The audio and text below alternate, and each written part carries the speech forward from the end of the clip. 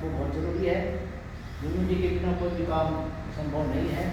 अगर आप एकत्रित है, संगठित हैं, तो सरकार को दिखाने में हम कामयाब हो सकते हैं। लेकिन आखिर हमारे संगठन को देख करके सरकार का अवसर देगी और हमारी मांग जो लेकर के चले हमें पूरा करें। अब नहीं जिला मॉनिटर जो इस जिले की शान है, अपनी किसी भी भाई की, कर्मचारी भाई की कोई वित्तीय संबंधी प्रॉब्लम है वो भी इनसे पूछ सकते हैं और थोड़ा ताजा जो जानकारी है इस संबंधी समाज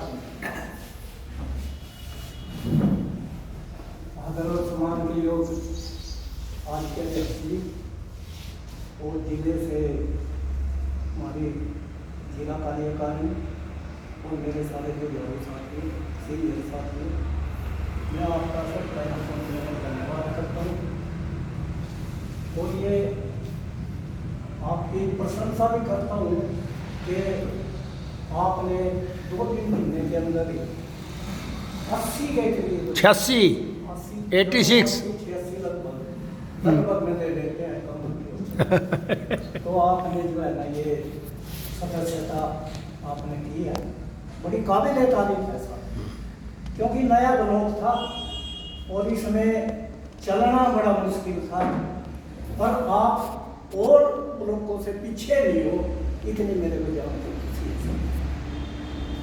परंतु आज की उपस्थिति को देखते हैं कोई इतनी प्रशंसा के लायक नहीं हो, क्योंकि इतने आदमी तो ये यहाँ अड्डे पर जा खड़े हो ना तब हो जाएंगे हमारे जिले में। तो अपनी जो हाजिरी है, मीटिंग की हाजिरी है, उसको जो है ना पूरा सुनिश्चित करो। ज़्यादा से ज़्यादा हो, ज़्यादा से ज़्यादा होगे तो आपने समस्याओं का पता लगेगा। नहीं भाई अपने घरों बैठे हो। अब साथियों अगर हम आगे चले जाओ, उधर चले जाओ, आप चले जाओ। संगठन की बात करते हैं तो उसके हमारी ये स्थिति थी कि कोई किसी भी विभाग से अगर रिटायर हो जाता था तो वो अपने घरों में जाएगा, अपने बाल बच्चों में लीन हो जाए था। कोई भी आदमी किसी को न मिलने जाए था, ना ही कोई किसी की समस्या पूछने जाए। तो आया लेवल पे एक मीटिंग हुई और उस मीटिंग के अंदर ये डिसाइड किया गया कि भाई रिटायर संघ बनाया, वो अपनी मांगों का तो उठाएगा, साथ में जो है ना अपने भाईचारे को भी आगे बढ़ा, एक दूसरे से मिलेगा, महीने में इकट्ठे होंगे, 2 महीने में इकट्ठे होंगे, कम से कम वो मूर्तियां तो सामने आ जाएंगी जो बेचारी रोकी पड़ी। कौन जावा किसी का ये हम संगठन के आधार पे हम किसी का भी जा सकते हैं जी, हम तो रिटायर से आए, कोई हमें जवाब नहीं देगा।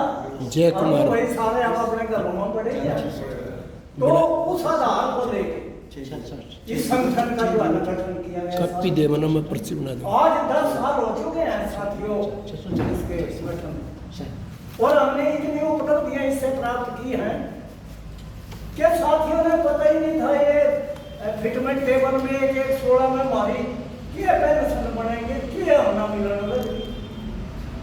वो मीटिंगों में आए, मीटिंगों के जरिए पता लगा कि भाई कुछ बढ़ोतरी होगी, 2 तीसरे बनेंगे, एक दूसरे से मिले। यही तो संगठन का फायदा है सर। और कोई संगठन का कोई मुंह तो नहीं है, कोई लड़ तो नहीं मारता फिरता संगठन किसी को। अब ये गुप्ता जी बैठे मार्केट में, ठीक है, कम से कम 10-12 आदमी इन्होंने यही बताया, मेरे को बुलाया और इनके साथियों की समस्याएं हल हुई हैं। एक साथी तो ऐसा आया कि उसको जो है ना 2009 में वो रिटायर होया और उसको वही पेंशन मिल रही जो उसको 2009 में एप्लीकेबल 50%। उसको ना तो 2.57 का बेनिफिट मिला स्केल का, और ना ही साथियों फिटमेंट टेबल 1-16 का मिला। उसको जब हमने बताया ना 8 लाख एरियर बनेगा, उसका अगर सिरे चढ़ गया और बना के दे दिया है, साथी बैठे हैं सामने, बना के दिया उसको।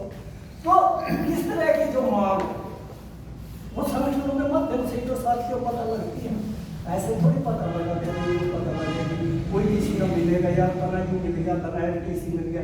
एक साथी ने एलटीसी की बात रखी थी, बेनिफिट की बात बताएंगे। फोन नंबर लिख देना वही 2023 से 2027 ये ब्लॉक है एलटीसी का, 23 24 25 26 4 साल 8-10 तक कर दे।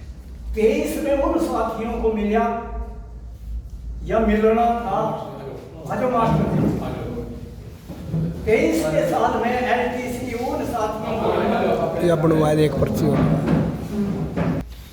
25 में साथियों उनको मिलेगा जो 80 से 90 के बीच में, 26 जब शुरू होगी फिर हमारे ट्रेन जैसे को भी मिलेगा 70 से 80 के बीच में, और बाकी को सारे को बाद में मिलेगा 27।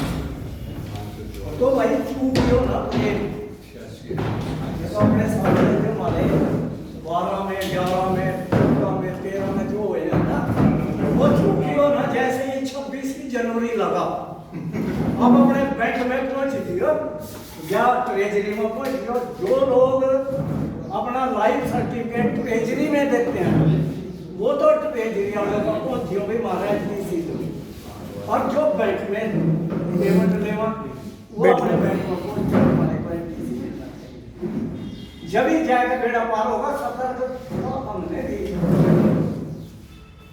ये साथी का एलटीसी की बात।